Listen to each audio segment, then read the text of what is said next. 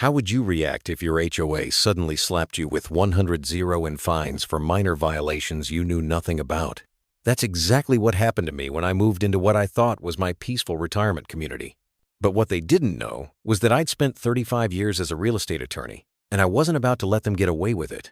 Comment below with the wildest HOA rule you've ever seen, and hit subscribe so you don't miss the shocking ending. My name is Robert, and after retiring from my law practice, I decided to move to Lakeside Estates, a beautiful community built in the late 1980s around a man-made lake. The houses were charming, the neighbors seemed friendly, and the peaceful atmosphere reminded me of simpler times. I bought a lovely property with a small dock, planning to spend my golden years fishing, reading, and enjoying the quiet life I'd earned. The community had an HOA, which I expected. What I didn't expect was the level of control they wanted over every aspect of our lives. But I figured as long as I followed the rules, everything would be fine. For the first 6 months, everything was perfect. I'd wave to neighbors as I walked my dog, and they'd wave back. I attended the monthly HOA meetings, where President Brenda Thompson ran things with an iron fist. She was a woman in her late 50s who clearly loved the power her position gave her. The first sign of trouble came when I received a notice in my mailbox. A $500 fine for unauthorized dock modifications. Confused, I examined my dock. It was exactly as it had been when I bought the house.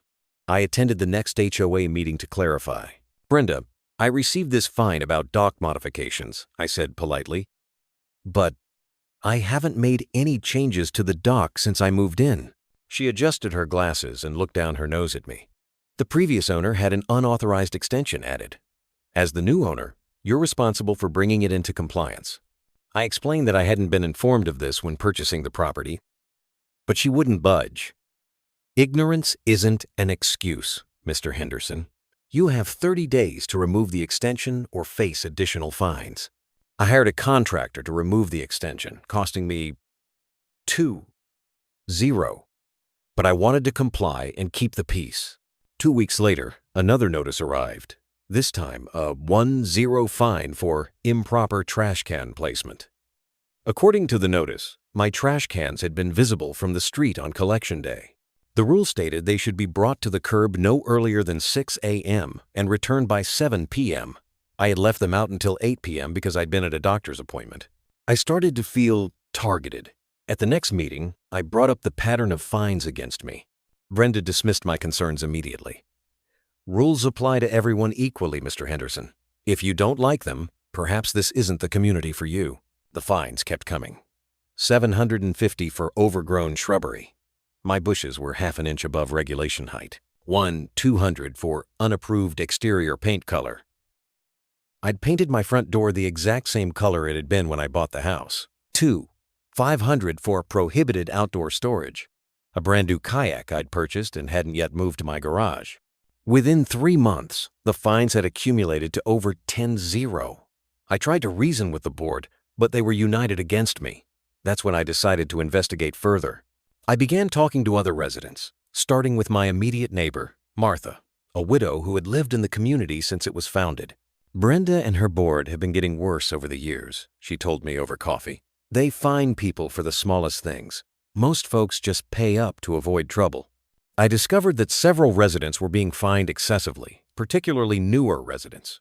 I also learned that Brenda's husband owned the only approved landscaping company in the community, at triple the normal rates.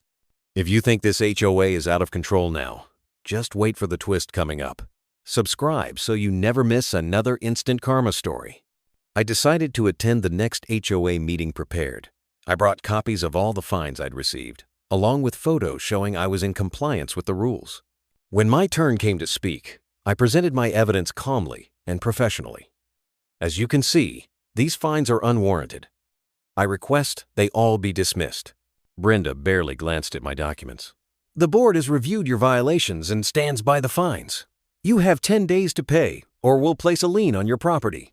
I leaned forward slightly. "Brenda, I think you should reconsider. I've reviewed the HOA bylaws thoroughly, and I believe there are some procedural issues with how these fines were issued."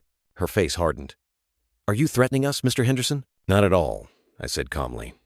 "I'm simply suggesting we follow proper procedure." 2 days later, I received a certified letter. not from the HOA, but from a law firm representing them. They were indeed placing a lien on my property and demanding immediate payment of all fines, which had now mysteriously grown to 25-0 with late fees and administrative costs. I knew it was time to stop playing nice. I retired from law, but I never lost my license.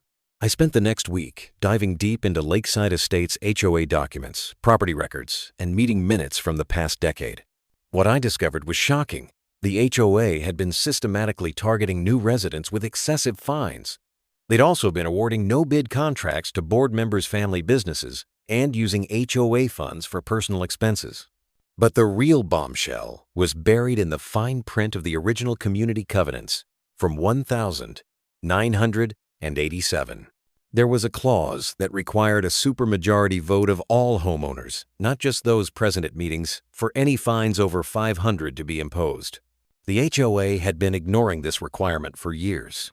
I drafted a formal letter to the HOA board, citing the specific covenant violation and demanding all fines be dropped. I also requested copies of all meeting minutes for the past 5 years and a full accounting of HOA finances. Their response was swift and brutal. They hit me with additional fines totaling $75-0 for harassment of board members and failure to comply with HOA directives. The total now stood at $100-0. They also sent a notice to all residents, painting me as a troublemaker who was trying to destroy the community. Some neighbors started giving me cold shoulders. I knew I had to act fast. I reached out to the other residents who had been unfairly fined, presenting my evidence. To my relief, many were willing to join my cause. We formed a group called Lakeside Fairness Alliance and prepared to take legal action. Before filing suit, I made one last attempt to resolve things peacefully. I requested a special meeting with the HOA board, bringing along 2 other affected residents. At the meeting, I laid out all the evidence of their violations of the community covenants and state HOA laws. I offered them a way out: drop all fines, resign from the board, and participate in new elections with proper oversight. Brenda laughed in my face. "You think you can scare us with your threats? We've been running this community for 15 years. We know what we're doing. Pay the fines or we'll foreclose on your home." That was the moment I knew they'd left me no choice. The following week, I filed a lawsuit against the HOA and its board members personally, seeking not only the removal of all fines, but damages for harassment and misuse of HOA funds. The courtroom was packed with residents on both sides when our case was heard 3 months later. Brenda and her board arrived with their expensive attorney, looking confident. I represented myself and the Lakeside Fairness Alliance. I began by presenting the original 1987 covenant with the supermajority requirement for fines over $500. Then I showed how every fine issued by the current board had violated this provision. Next, I presented evidence of the no-bid contracts to family members, complete with inflated invoices. I showed how HOA funds had been used for board members' personal travel, dining, and entertainment. Finally, I called several witnesses to testify about the pattern of harassment and selective enforcement of rules. The HOA's attorney tried to argue that the supermajority requirement was outdated and that the board had implicitly amended it over the years. But I had precedent cases from similar situations that showed such changes required explicit homeowner approval. The turning point came when I cross-examined Brenda. Under oath, she admitted that she had never actually read the original covenants in full and that the board had been simplifying procedures for years. The judge didn't take long to make his ruling. He found that the HOA board had willfully violated the governing documents and state law. He ordered all fines against me and other members of the Lakeside Fairness Alliance to be immediately voided. He also ordered the entire board to resign and pay back the misappropriated HOA funds from their personal assets. But the best part? The judge appointed me as temporary overseer of the HOA until new elections could be held, with the authority to review and correct all past violations. The look on Brenda's face when the judge made that announcement was priceless. She actually tried to argue with the judge, which earned her a contempt warning. In the weeks that followed, we discovered the full extent of the corruption. Over $200 in HOA funds had been misspent over the past 5 years. The former board members were forced to repay every penny. New elections were held, and a fair representative board was elected, including Martha, my neighbor, who had first warned me about Brenda.